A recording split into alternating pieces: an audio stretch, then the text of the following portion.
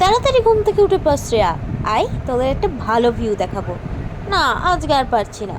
এইভাবে পাশ করে ঘুমিয়ে পড়তে চেয়েছিলাম আমি, কিন্তু কি মন হওয়ায় যেই শুনলাম কাঞ্চনজঙ্ঘা দেখতে পেয়েছে, অমনি তড়াং করে খাট থেকে উঠে নেমে পড়ে দেখতে চলে এলাম কাঞ্চনজঙ্ঘা। সেই থেকে যে দেখা শুরু, প্রায় 2 ঘন্টা ধরে কাঞ্চনজঙ্ঘা দেখেই যাচ্ছি তো দেখেই যাচ্ছি।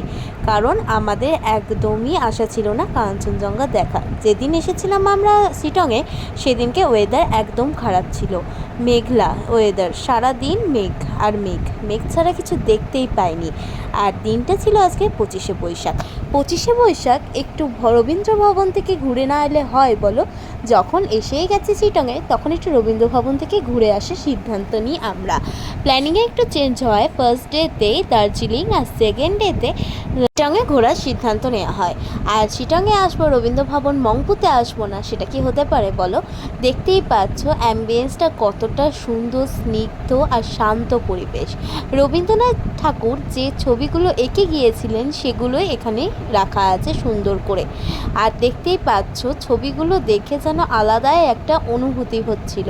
সেটা তোমাদের এখন আর বলে বোঝাতে পারবো না, একটা অন্যরকম অনুভূতি, যেটা সচরাচর হয় না। একটা শান্ত, স্নিগ্ধ, কোথায় যেন সব দুশ্চিন্তা, ওভার থিঙ্কিং সব দূর হয়ে গেছিলো এই প্রাকৃতিক দৃশ্য দেখে। আর এত সুন্দর জায়গাটা যে কি বলবো, কোনো ভাষা দিয়েই যেন আমি এর তুলনা করে উঠতে পারছি না।